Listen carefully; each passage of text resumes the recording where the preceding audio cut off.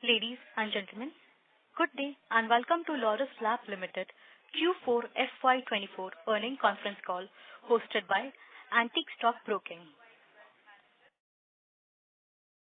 As a reminder, all participant line will be in listen-only mode and there will be an opportunity for you to ask questions after the presentation concludes.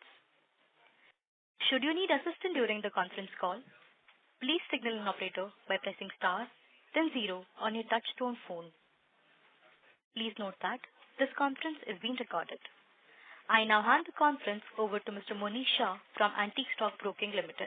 Thank you and over to you, sir. Thank you, Ria. Good evening, everyone, and welcome to Laurus Labs Q4 and full year FY24 results conference call. On behalf of Antique Stock Broking, I thank the Laurus management for giving us the opportunity to host this call. Today we have with us Dr. Satyanarayana Chava, Founder and CEO, Mr. V.V. Ravi Kumar, Executive Director and CFO, and Vivek from the IR team. I would now like to hand the call over to Dr. Satya for his opening remarks. Thank you and over to you, sir. Thank you, Monish. Thank you for joining us for our Q4 and full year FY24 results conference call. We are pleased to have this opportunity to update you on our progress and answer your questions. Our R&D-led commercial strategy made good progress, and I am pleased with the resilient performance backed by our robust integrated model. In 2024, we advanced on several pipeline projects across our offerings and augmented our broad technology and manufacturing platforms. Company's BD efforts also resulted in a multi-year CDMO contract with their leading crop science company and over a decade of fruitful long-term collaboration with Karka fructified into formation of a joint venture. Further, we deepened our cooperation with major CDMO clients on green and sustainable technology platforms, especially high-pressure hydrogenations, continuous flow chemistry, and biocatalysis. We are also currently engaged in delivering on multiple projects involving multi-step complex chemistry, large-scale biocatalysis with in-house enzymes manufacturing. Over the past 3 years, we made significant investments in our development and manufacturing capabilities to seed the next wave of impactful growth for Laurus Labs. Our ongoing innovative CGT investments continue to report significant updates for the period under review, especially the successful NextCar19 commercial launch in India to treat certain cancers. Further, second large GMP integrated CAR-T facility is under construction to service more patients and making treatment more affordable. With our collaboration on gene therapy with IIT Kanpur, company started GLP-GMP plant construction for the manufacture of viral vectors and gene therapy products. We target to operate phase 1 by the end of Q3 FY25. Moving to our financial results, our Q4 core results reflects continued resilience in financial health across our business divisions, despite no COVID treatment-related supplies and significant pricing pressure on the generic APIs. We delivered underlying growth of 9% in revenues to 5,041 crores, driven by strong performance in formulations, CDMO, onco APIs, and bio division. And also, this was achieved because of stabilizing ARV sales. Gross margins were maintained at 52% for the whole year, despite quarter-to-quarter variation. EBITDA margins negatively impacted, and we reported 16% EBITDA margins due to higher OPEX on growth projects and higher R&D spend. Our Q4 results improved sequentially, led by positive contribution from all business, backed by volume increase and healthy order book. To begin, I would like to share key updates on our various business segments. In formulations, this division reported overall revenues of 430 crores for Q4, increasing by 9% over last year. On sequential basis, revenues further improved to 17%. This is primarily driven by consistent recovery in ARV business along with growth in developed markets. During the quarter, we signed a joint venture with Karka with a focus to enhance combined generic portfolio and market presence. I feel it's a great opportunity to utilize our integrated manufacturing capabilities and extensive pipeline from Karka in innovative and complex generics, which offers attractive growth prospects in the long run. Coming to ARV business, overall market volumes have largely remained stable, partly supported by stable pricing trend over the last two, three quarters and NACO supplies. We believe the impact in ARV franchise are broadly stabilized and expected to stay in this range. While we continue to pursue optimization programs to counter any pricing impact, our extensive know-how, portfolio breadth, including complex formulations and new market, potentially solidify our leadership position in ARVs to withstand any further market challenges. Coming to the developed market, we continue to perform well across our broader portfolio despite higher competitive intensity. During the FY24, we filed 8 dossiers and a total of 9 approvals were received, including few 22 approvals. In US, we continue to get good market share on select products and also increasing volumes.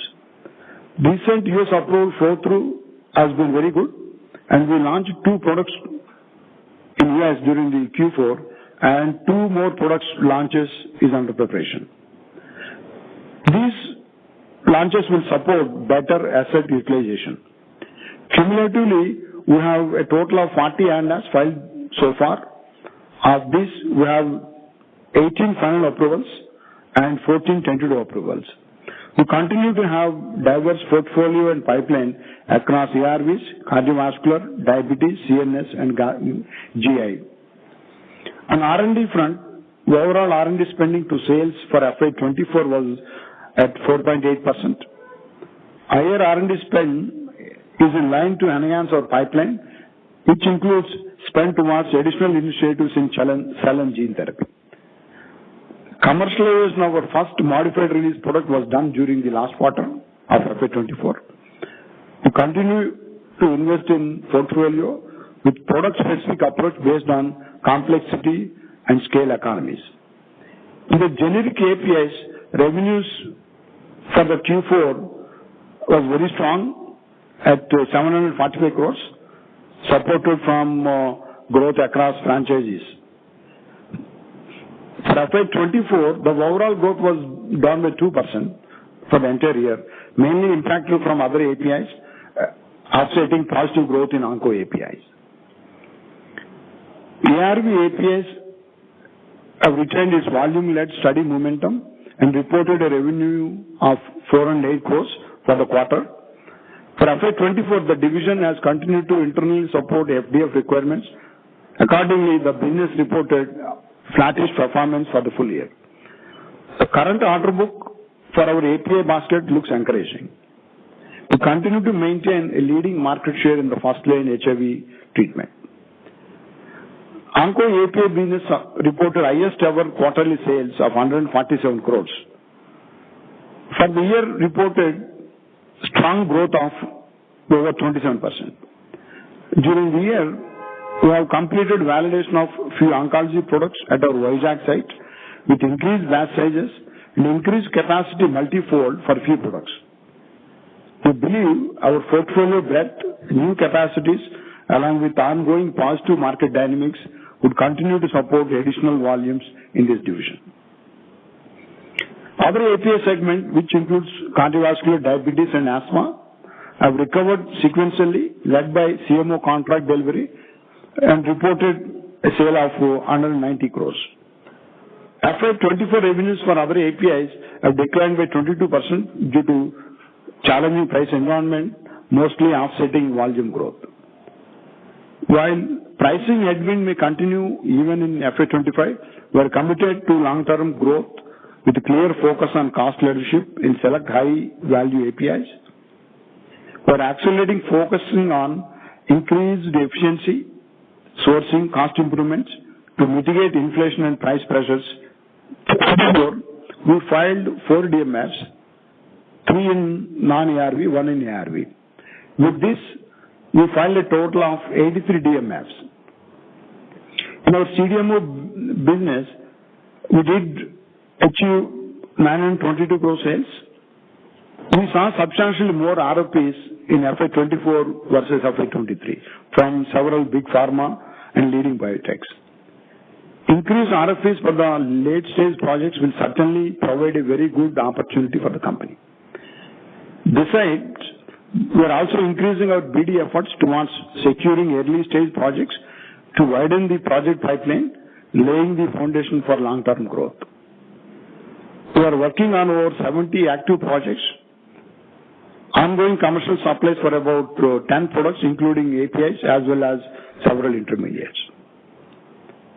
Key CDMO growth projects across our R&D and commercial manufacturing facility is on track. Our crop science unit is under construction, and the animal health unit has started commercial validation supplies and scaling up well. These capacities are almost fully contracted with a big pharma partner. The new animal health site will have capabilities to handle steroids, hormones, and high potent molecules, apart from other large volume products. Our focus continues to leveraging significant scientific overlaps and build diversified revenue streams from customers. In the bio division, full year reported stronger than expected growth of 164 crore sales, 28% over the previous year. This was despite transitionary very low Q4 sales because of order cyclicality. The strong growth was led by diversifying application of our CDMO services and rapid expansion in our customer base. We continue to grow our enzyme engineering and production for small molecule, clinical and commercial API projects, which will augment our pipeline using green chemistry for sustainable manufacturing. During the year, we operationalized downstream capacity and R2 capacity increased by 20%. The unit is likely to achieve peak revenues during FY25. We also made plans to create larger fermentation manufacturing capacity, both in Vizag and Mysore, respectively. Earlier, we mentioned only Mysore, but we also initiated construction of bio at Vizag because of opportunities we saw in the GMP pharmaceutical manufacturing. The facility will be ready by end of FY26. Let me share brief on our quality and ESG initiatives. In 2024, the company underwent more than 130 quality audits by multiple regulatory agencies and several customers. The company has successfully passed audit inspections without critical findings. We remain committed in advancing quality systems, meeting stringent requirements from clients as well as global regulatory standards. We are also making good progress on our ESG, EHS agenda for long-term success. Now, let me turn to our broad FY25 outlook. We are entering the year with solid foundation and remain committed to unlock sustainable and profitable growth by focusing on technology breadth and commercial excellence of the company. We are prioritizing efforts to improve our operating margin, particularly increasing asset utilization across our network and delivering on a few of our late-phase commercial NCE opportunities. We also expect pricing headwinds in the part of the API portfolio, but which we believe will offset from volume increases and continued cost improvement measures. At the same time, we have been investing in Laurus future and continue to create long-term value for all stakeholders. With that, I would like to hand it over to Ravi to share financial highlights. Thank you, Dr. Satya, and very warm welcome to everyone on our Q4 and FY24 earnings call. Excluding large CDMO PO, we have a 9% growth in FY24. Total income of operations at 5,041 crore against 6,041 crores. In overall, actually, we declined 17%. During the quarter, we reported 1,440 crore sale against 1,381 crore. It increased 4% year-on-year and 21% quarter-on-quarter. The growth supported from all divisions. Gross margin for full year is around 52%. The main reason for the gross margin decline from quarter 3 to quarter 4 is the product mix. Our EBITDA FY24 was 16%, and for the quarter it was 18%. Our diluted EPS for FY24, 14 rupees 60 paisa. Is it correct? No, sorry.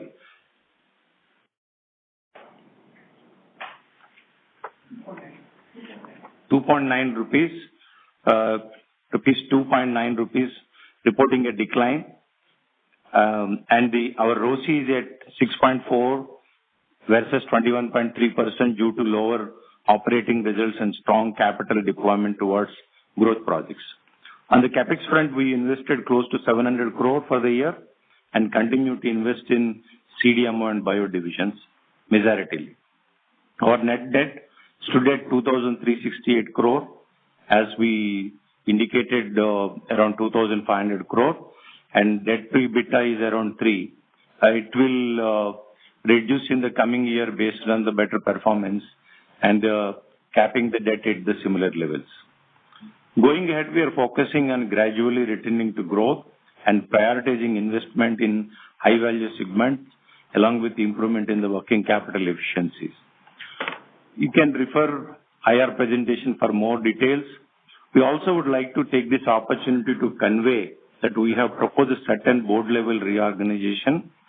So Dr. M.V.G. Rao, who is an independent director and non-executive chairman of the board, shall end his second term on 17th May. You're all aware, actually, in any board member, independent board director can be there for only for 2 terms. Based on the age, actually, he is retiring.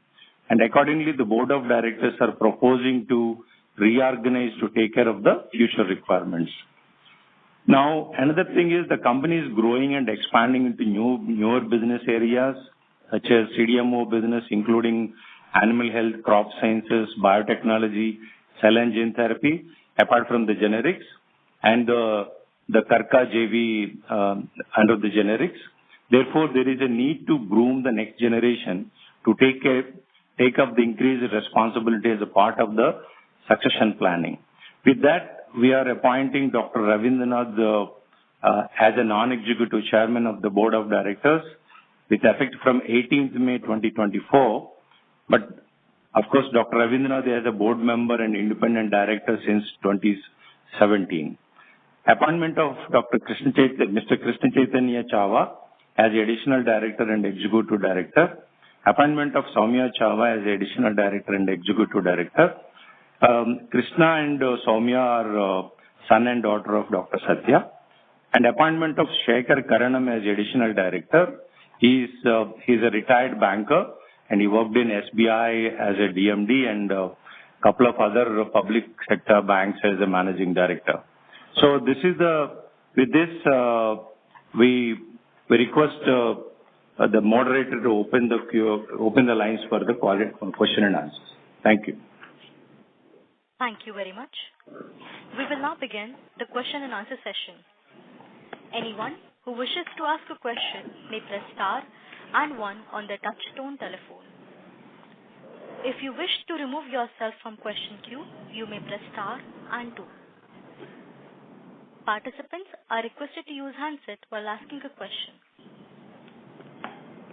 Ladies and gentlemen, we will wait for a moment while the question queue assembles.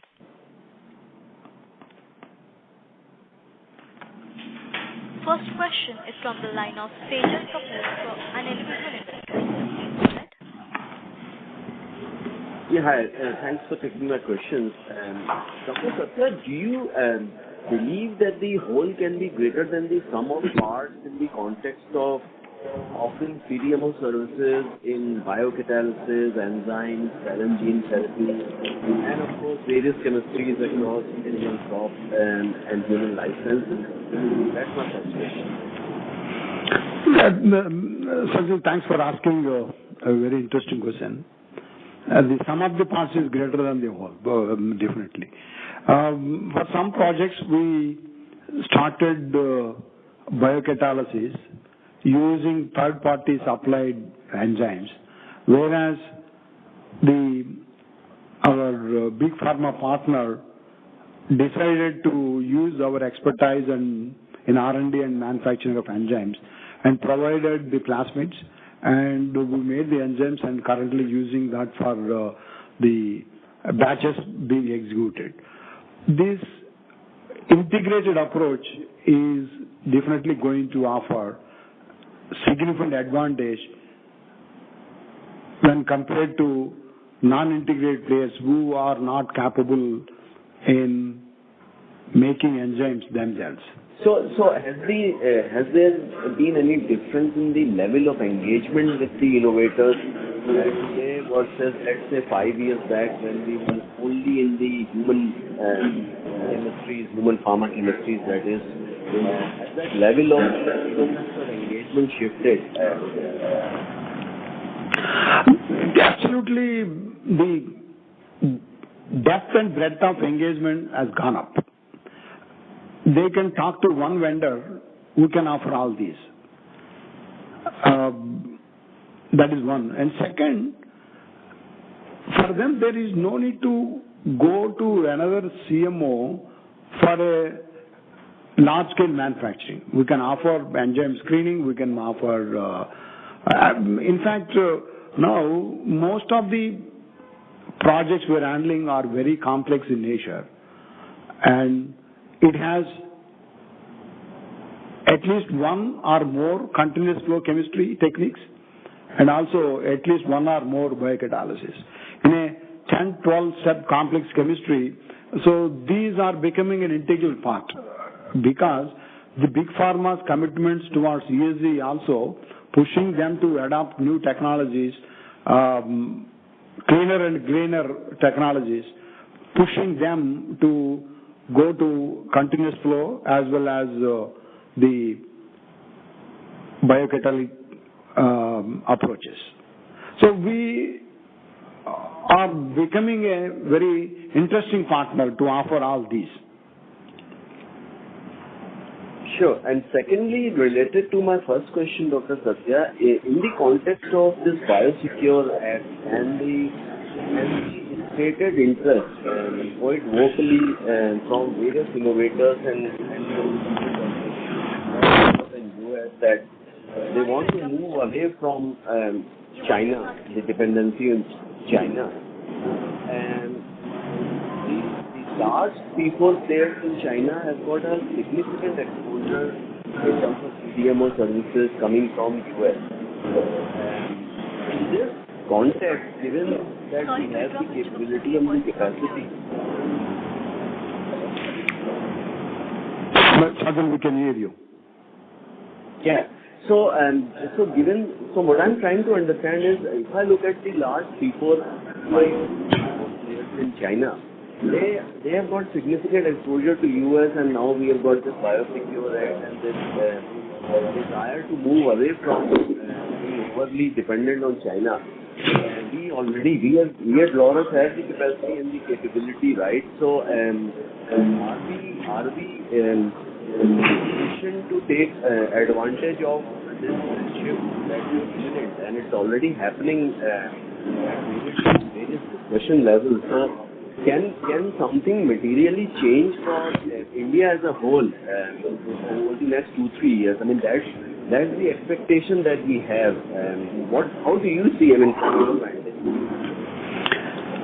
This is a very broad question, Sajal. So this shift in big pharma to diversify their vendor base has started. I think all Indian CDMO companies are at the beginning of that shift. So few companies will definitely be benefited from this, but it will take its own time. So they have to, if the partner is an existing customer, then onboarding is easier. If they have to onboard a new vendor, it will take its own time. But the benefit of the diversification has started showing results. It is also very clear we got more RFPs in the last 12 months for late-stage projects when compared to previous years. That is an indication that there is a diversification effort from Big Pharma, and it is clearly visible. Sure. And finally, the debt side, we have got 3x net debt to EBITDA today. Is it fair to assume that the debt has peaked, and when EBITDA starts mean reverting, we should be below 2x net debt to EBITDA, or is that the kind of aspiration that we have? Our net debt to EBITDA to somewhere near 2. Yes, Ajal. Once the EBITDA improves, that is our aim. And if you look at even historically also, at this kind of a range, actually in the last 15 years, we have only for a few years. And we are expecting to come down in the coming year. Anyway, I think my questions answered. Yeah. Thank you so much. Thank you. All the best. Thanks. Bye. Thank you. Next question is from the line of Jeevan Patwa from Shastara Capital. Please go ahead. Sir, 2 questions. So one is on the FDF side, formulation side. So we have launched one product in the US, and there are 2 more products we are going to launch in US. I remember some 2 years back we used to say that we want to be global leader in 15 products, right? So are these 3 products are in that list of 15 products we want to be the global leader? Jeevan, that's right. So these are the products which are genericized with significant volume and also still growing. The new approvals came as part of our long-term strategy for global markets, not just US. So a couple of products we are also planning to launch in Canada now, those products. Because all 3 products are pretty big products. So, yeah. But when you say that we want to be global leader, are you actually expecting to have like 20% plus kind of market share in these products over a period of time? We don't want to get into market share by disrupting market by only price. So if you look at for the products where we have increased our market share, it was done over a period of 12 to 18 months after approval. We don't want to get on the day one to significant market share. That means we are cutting our own legs. So we wait for a right opportunity to get market share. Perfect, sir. Perfect. And secondly, on the formulation, last quarter we said that we have actually got a client where we will be doing tertiary packaging of the formulation.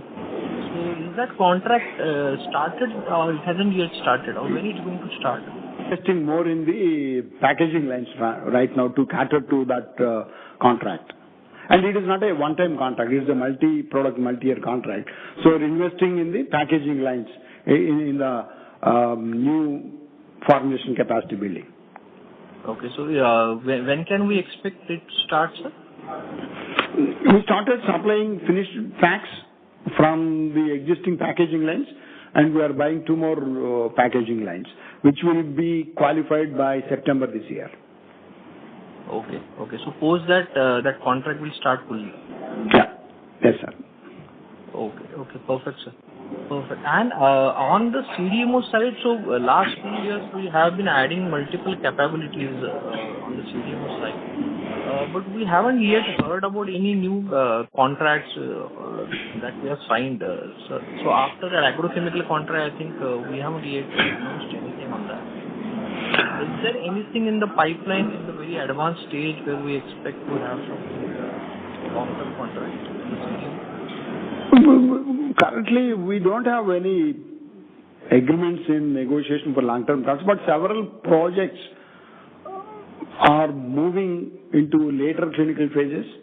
For example, currently we are validating 2 APIs, which will go into NDA soon.